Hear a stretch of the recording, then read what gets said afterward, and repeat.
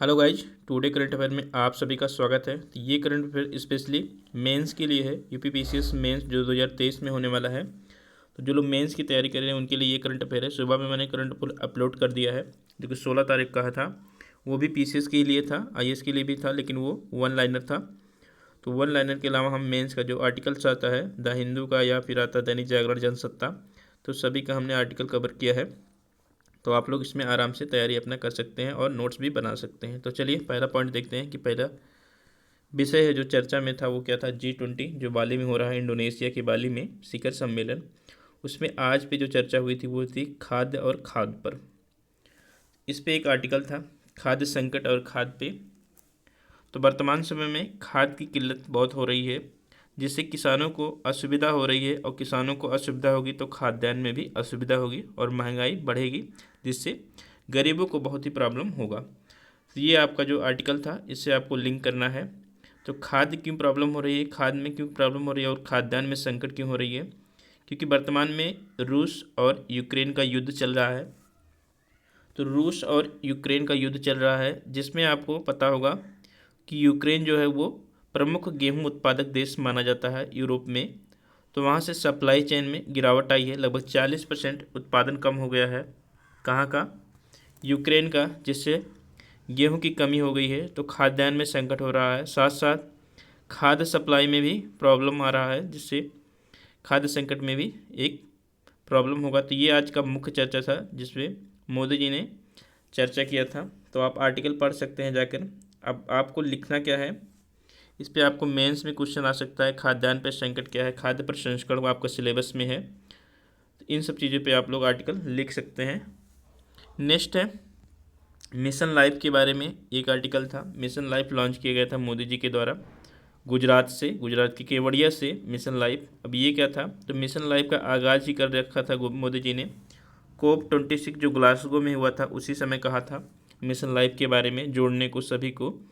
तो mission life जो कि पाठ्यक्रम में जोड़ने का प्रस्ताव रखा गया है स्कूली में। तो स्कूल के बच्चों को पढ़ाने के लिए मिशन लाइफ में क्या क्या अहम पहलू रखे गए हैं उसके बारे में, यह किस लिए इन्वायरमेंट में महत्वपूर्ण योगदान देगा उसके बारे में है। तो मिशन लाइफ में जो पाठ्यक्रम में शामिल करने का प्रस्ताव किया गया है, ऊर्जा एंड पानी की बचत कैसे कैसे बच्चों को, यदि बच्चों को बचपन से ही सिखाया जाएगा तो 100% ये पर्यावरण के लिए अनुकूल होगा। सिंगल यूज प्लास्टिक के बारे में बताया जाएगा। सिंगल यूज प्लास्टिक को कम किया जाए इस्तेमाल, ज़्यादा से ज़्यादा थैले का इस्तेमाल किया जाए जो कि नॉर्मल थैला होता है, जूट का प्रयोग किया जाए। स्वच्छता पर जोर दिया जाए, मौसम अनुकूल खान पान हो। और कचरा प्रबंधन बहुत ही बड़ी समस्या है ई वेस्ट का।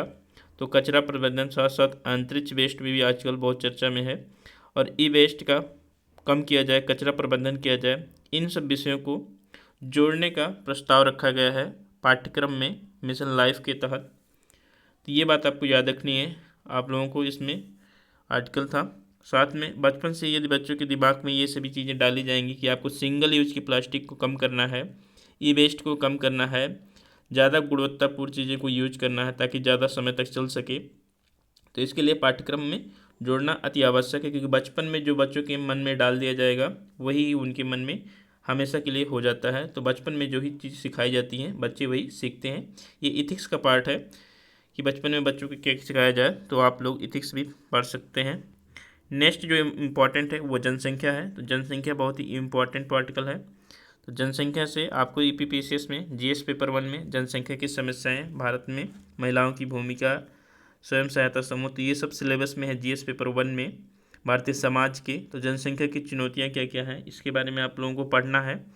आज का जो रिपोर्ट था यूनाइटेड नेशन पीपुल्स फाउंडेशन के द्वारा, यूएन का है, तो उसी के बारे में है। तो विश्व की जनसंख्या अब कितनी हो गई है, 8 अरब हो गई है।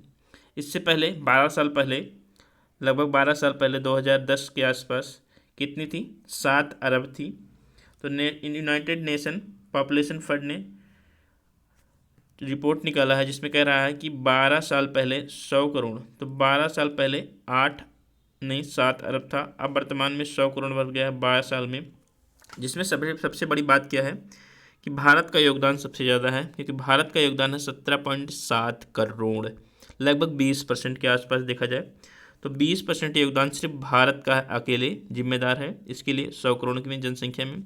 वहीं चीन का देखा जाए तो 7.3 करोड़ मात्र है, तो चीन तो कम हो गया है और चीन का है 7.3 करोड़। सबसे बड़ी बात कि भारत में सबसे ज़्यादा जो जनसंख्या देखने को मिलेगा 15 से 64 वर्ष की ईयर में सबसे ज़्यादा जनसंख्या देखने को मिलेगा वो युवाओं का, क्योंकि जीवन प्रत्याशा भारत में कम है। भारत में जीवन प्रत्याशा लगभग 62 से 64 के आसपास है, जबकि पूरे दुनिया में 2019 में जीवन प्रत्याशा निकाली गई थी तो 72.8 थी, याद रखना 72.8 थी। और इससे पहले 19 के दशक में था 63.8, तो उससे तो बढ़ गया है, लेकिन भारत में अभी भी 62 से 63 ही है जीवन प्रत्याशा, इसलिए युवाओं की जनसंख्या आपको ज़्यादा देखने को मिलेगी भारत में। तो ये था रिपोर्ट में सब कुछ कहा गया है और ये बताया गया है कि 2086 तक टोटल जो विश्व की जनसंख्या हो जाएगी वो 10.6 अरब हो जाएगी, 10.6 अरब हो जाएगी। और 2037 में लगभग 9 अरब होने का अनुमान है। साथ में ये बताया गया है कि 2024 तक 2023 में ही भारत की जो जनसंख्या है आसपास इस समय कितनी है 1.41 करोड़, मतलब 141 करोड़ हो गई है भारत की वर्तमान में जनसंख्या। और वहीं चीन की देखा जाए तो रिपोर्ट में ये बताया गया है कि चीन की जनसंख्या तब भी भारत से थोड़ा सा अभी भी ज़्यादा माना जाएगा, जो वर्तमान में बताया गया है 1.43, तो 1.41 भारत का बताया जा रहा है और 1.43 किसका, चीन का बताया जा रहा है। लेकिन एक बात याद रखनी है कि 2050 तक जहां भारत की जनसंख्या पहुंच जाएगी 1.67, भारत की जनसंख्या 167 करोड़ पहुंच जाएगी, वहीं चीन की जनसंख्या आ जाएगी 1.32, यानी कि 132 करोड़। तो चीन की जनसंख्या डाउन हो रही है लेकिन भारत की जनसंख्या बढ़ती ही जा रही है। इसका कारण क्या है, तो यही है जनसंख्या की चुनौतियाँ, तो आपको लिखना पड़ेगा इसका कारण क्या है कि भारत में जनसंख्या बढ़ रही है। तो शिक्षा की कमी, रोजगार, कृषि में आवश्यकता से अधिक आबादी की निर्भरता, तो ये सभी हैं इसकी चुनौतियाँ। साथ में साथ और जितनी भी जनसंख्या से रिलेटेड चुनौतियाँ आप जाकर देख सकते हैं, नेट से ही देख सकते हैं या आप पढ़ सकते हैं किसी बुक से। तो जो आर्टिकल में था इम्पॉर्टेंट बातें वो चीज़ें कवर कर दी गई हैं, याद रखिएगा। चलिए नेक्स्ट देखते हैं आर्टिकल क्या है। ई कचरा से ई वेस्ट से आर्टिकल है। तो ई वेस्ट बहुत ही इम्पॉर्टेंट है, आपके इन्वायरमेंट से संबंधित है, आपके पेपर थर्ड में, ये आपके पेपर थर्ड में आता है क्वेश्चन, तो याद रखिएगा पेपर थर्ड का ये है। क्या है, UN report global e waste monitor report 2022 जारी किया गया है यूएन के द्वारा, global e waste monitor report 2022, जिसमें कहा गया है कि 2019 में 5.36 crore metric ton e waste हो चुका है। 2022 में कितना हो गया था 5.36 करोड़ मीट्रिक टन, जो कि इस दशक के अंत तक कितना पहुंच जाएगा, तो इस दशक के अंत तक 7.4 करोड़ मीट्रिक टन पहुंच जाएगा ई वेस्ट, जो कि सबसे घातक सिद्ध होगा मानव प्रजाति साथ साथ पर्यावरण के लिए, तो याद रखिएगा। और भारत में 2019-20 में कितना है, तो भारत में 2019-20 में जो वेस्ट है वो कितना टन है, वो आपका 10,14,961.2 टन। तो इतना ई वेस्ट तो भारत में अकेले है, जिसमें से 10% अकेले दिल्ली में है। तो याद रखिएगा 10% जो ई वेस्ट करता है भारत का टोटल 100% का 10% अकेले दिल्ली करता है। तो ये रिपोर्ट में दिया गया था सारी चीज़ें। इसके उपाय क्या हैं तो उसके बारे में देख लेते हैं, आपको लिखने के लिए आएगा। इसकी चुनौतियाँ क्या हैं, इसके उपाय क्या है।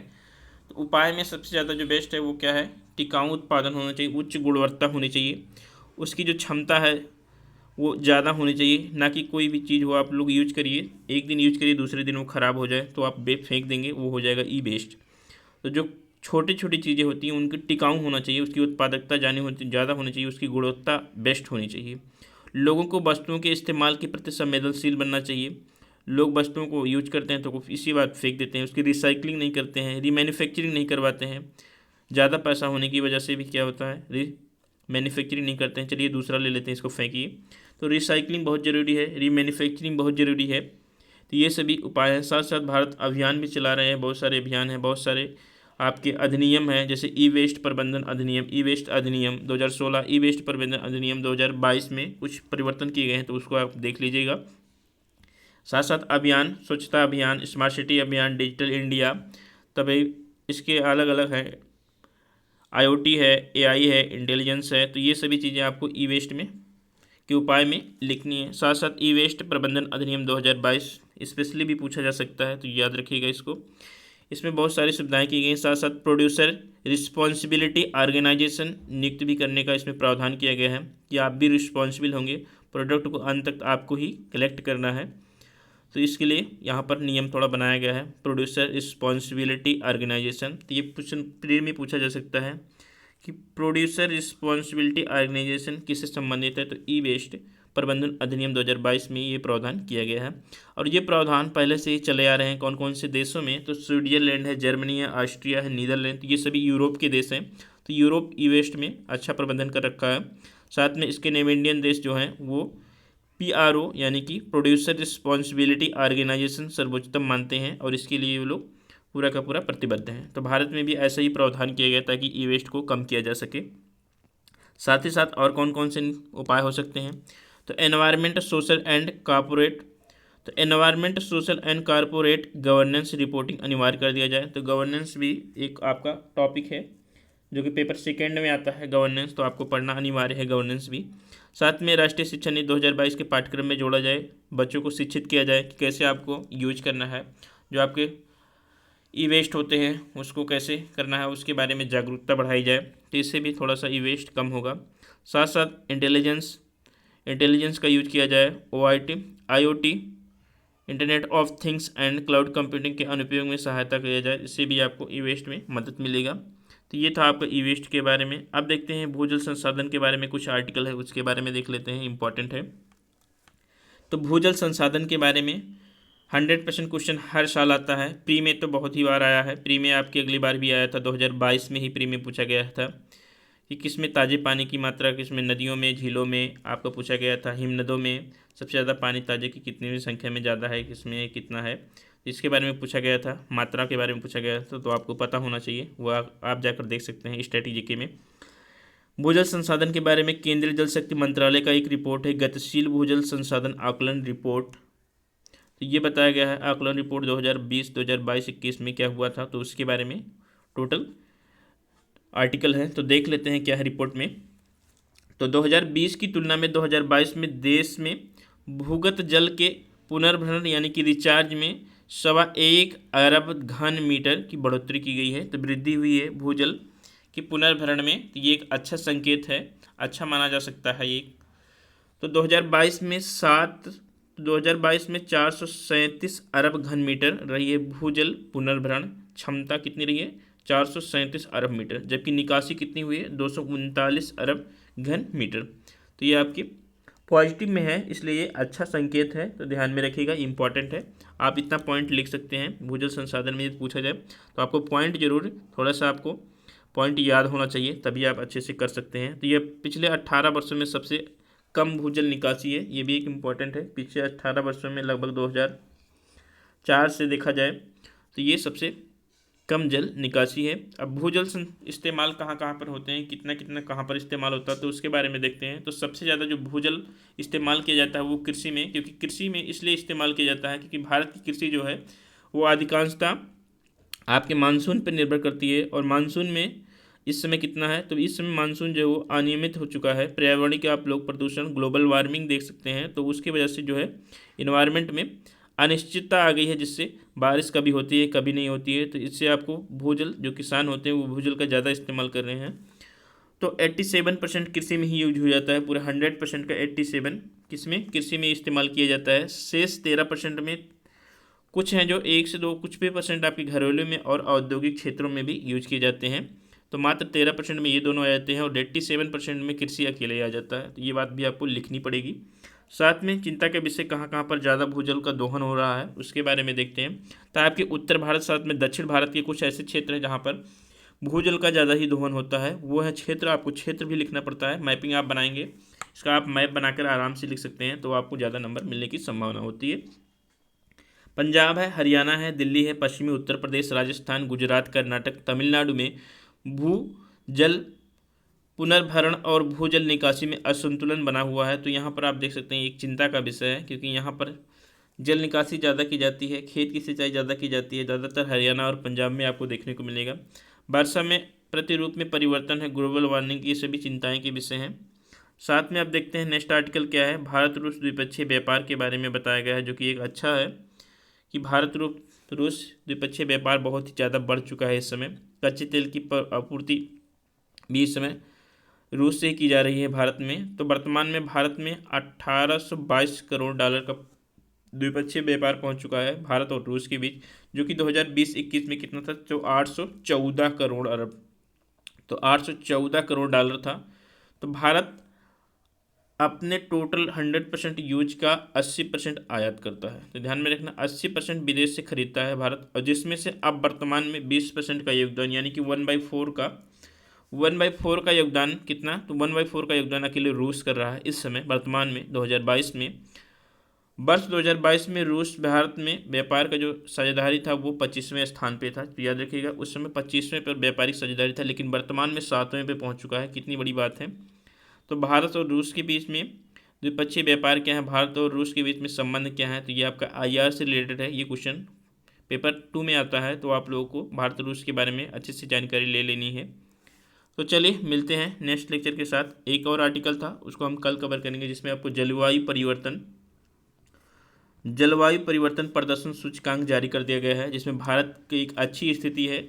अब भारत पहले 2021 में 10वें स्थान पे था, लेकिन वर्तमान में अब 2023 का रिपोर्ट है ये, तो 2023 में अब 8वें स्थान पे आ गया है। तो ये बात आपको याद रखनी है, 2 पायदान ऊँचे हो गया है भारत। शीर्ष 3 में किसी का भी स्थान नहीं दिया गया है, शीर्ष 3 के मानक में कोई भी नहीं आ पाया है। साथ में जो पहले स्थान पे यानी कि चौथे स्थान पे वो डेनमार्क है, तो डेनमार्क चौथे स्थान पे है जलवायु परिवर्तन प्रदर्शन सूचकांक 2023 में, जो कि 65 या 63 देशों के आसपास के लोग जारी किया जाता है। तो मिलते हैं नेक्स्ट लेक्चर के साथ। और आपका जियोग्राफी मेंस का जो शॉर्ट वीडियो का लेक्चर है वो हमने शॉर्ट वीडियो पर ही एक अपलोड कर रखा है, जो कि आपके जलधाराओं पे प्रभाव और महत्व के बारे में बताया गया है। तो आप लोग नोट्स वहाँ पर लिख सकते हैं। आज भी ज्योग्राफी का कुछ मेंस का देखेंगे पार्ट, जो कि मेंस में होगा। मिलते हैं नेक्स्ट लेक्चर के साथ। थैंक यू, धन्यवाद।